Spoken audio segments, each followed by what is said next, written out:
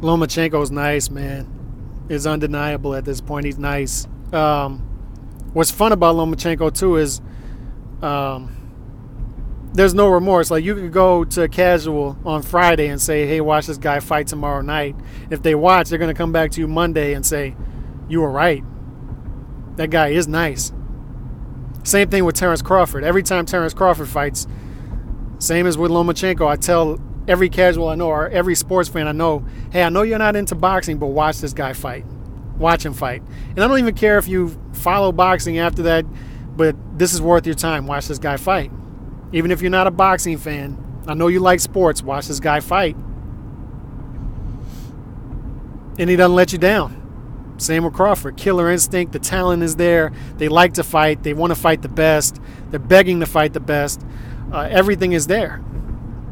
Those two guys stand out now as the two special fighters to look out for. It's going to be their era.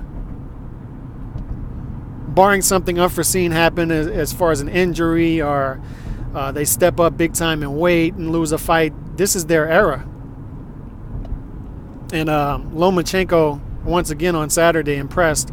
And what's impressive about him, too, is I remember watching him in his second fight against Salido. I believe that was on the Bradley versus Marquez undercard, if I'm not mistaken. We were watching the fight and lost the fight close. But you saw everything was there, except he had a lot to learn as far as the pro game goes, because Salido was doing a lot of veteran tactics, fouling, and Lomachenko just didn't know at that point in his career how to deal with that. Fast forward to Saturday night, Rigo was using a lot of the dirty tactics, a lot of the clinching, and Lomachenko was forcing the referee to step in. A lot of fighters would not use that energy because it takes a lot of energy to fight that way. It takes a lot of energy to try to force your way out of a clinch like that. To try to avoid a clinch at all costs like that. When you're getting clinched, to pull away like that. And he was forcing the referee, which a lot of fighters don't do. A lot of fighters just accept being clinched.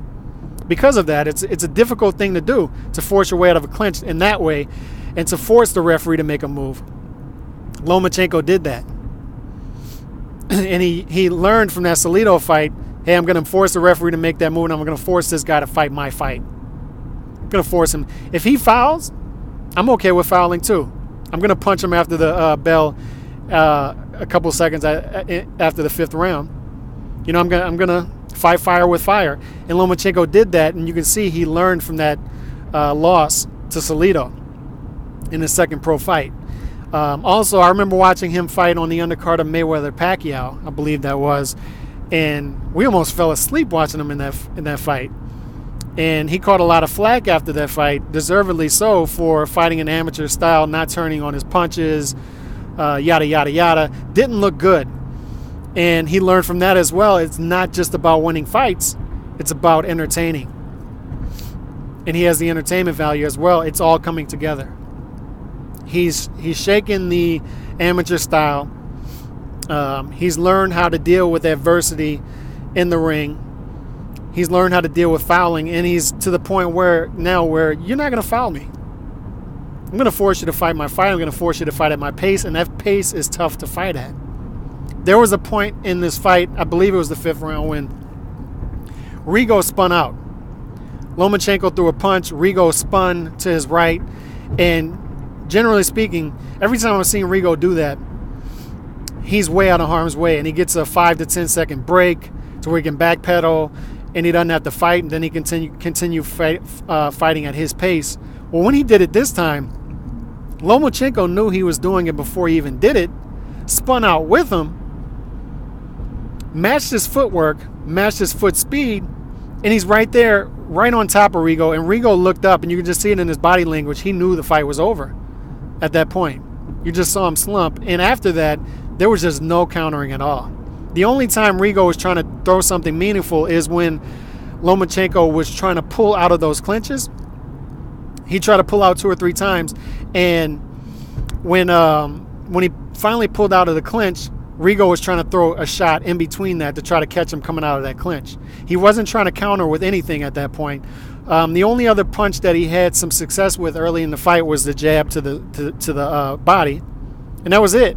There was no countering. He was afraid to counter anything Lomachenko. When's the last time you saw somebody throw 7 or 8 shots repeatedly at Rigo and he didn't throw anything back? He was putting his head down, hoping for the referee to step in. Lomachenko was trying to throw shots at the side of his head as he's leaning down, and finally he had enough, and he just starts rabbit punching him in the back of the head as he's looking at the ref like, what do you want me to do? So finally the referee warned him, you can't put your head down like that. He was just forcing the referee to correct Rigo for these fouls, and it was a beautiful thing to watch. That, if you dissect it, that's the way to fight Rigo, but not everybody can do it. It takes a special talent, because you're going to see a lot of revisionist history this week on Rigo. Oh, he was too small, which is true. That he was, that size did have somewhat of an advantage in this. But rewind to last week. It was Rigo.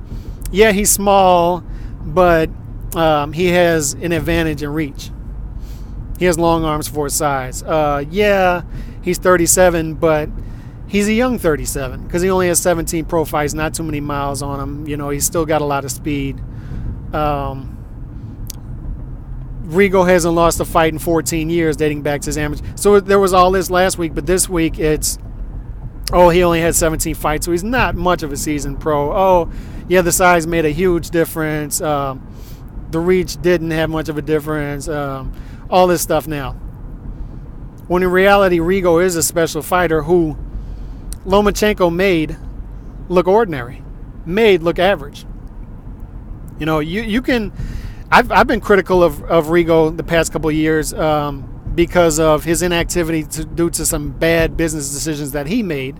He did make some bad business decisions, and also that he isn't entertaining in the ring. Doesn't open up enough. I want him to be more offensive minded because he is a good fight, very tough fighter to deal with when he's offensive minded.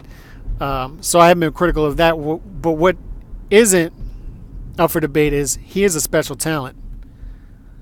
But he didn't look that way on Saturday night because Lomachenko made him look average, and he made another fighter quit. And I'm looking forward to seeing what they do with Lomachenko. Gervonta Davis, he don't want anything to do with Lomachenko. That's not going to happen. So Lomachenko is just going to have to stay active until one of these guys takes a risk. Even Mikey Garcia, it's a calculated risk because that's a toss-up fight for Mikey Garcia. Even though we're looking at a guy that's Mikey Garcia is at 140 now, so a guy that's a good bit of a size difference, but that's a toss-up fight to me because Garcia, a very skilled fighter, knows how to deal with guys that are active in the ring and let their hands go. But even though he has a size advantage, that's a toss-up fight, and it's a good fight, and it's a fight that should happen. So hopefully they make that sooner than later. Otherwise, nonetheless, that he's just gonna have to stay active. And that's that, man. Lomachenko's a special fighter. It is what it is. Lomachenko and Crawford, this is their era. Peace.